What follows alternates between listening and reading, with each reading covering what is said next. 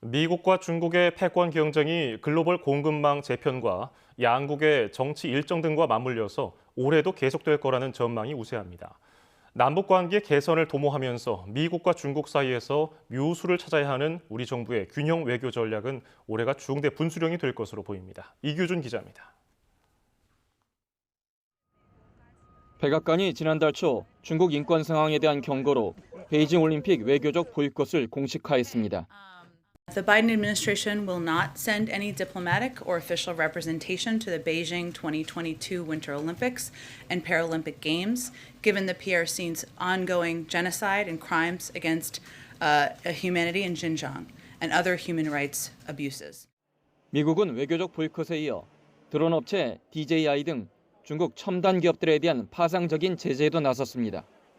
바이든 대통령과 시진핑 주석의 첫 화상회담이 성과 없이 끝난 여파가 이어지는 모습입니다.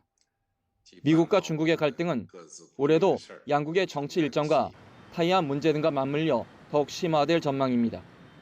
특히 중국은 베이징 올림픽과 당대회를 시진핑 주석 장기 집권의 발판으로 삼으려 하는 데 비해 미국은 11월 중간 선거를 의식해 반중 연대를 확대하며 압박 수위를 높일 가능성이 큽니다.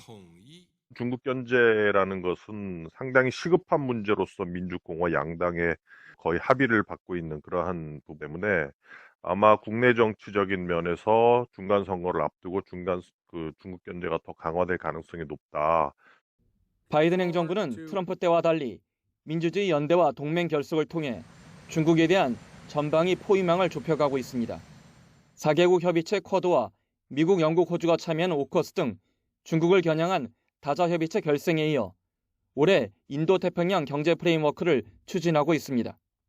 미국이 주도하고 있는 인도태평양 경제 프레임워크를 통해서 중국이 주도하고자 하는 RCEP과 대립하는 구도로 갈 것이기 때문에 금년에도 미중 관계는 상당히 대립구도에서 벗어나기 어렵다고 생각됩니다. 미국이 중국의 팽창을 견제하기 위한 경제안보 연대 구축에 속도를 낼 경우 우리 정부의 전략적 고심은 더욱 커질 것으로 보입니다. 미국과 중국의 패권 경쟁이 공급망 재편 등 경제 안보는 물론 남북 관계에도 적잖은 영향을 미치기 때문입니다. 이런 점에서 베이징 동계올림픽의 정부 대표단 파견 문제는 올해 외교적 역량의 첫 시험대가 될 전망입니다. YTN 이규준입니다.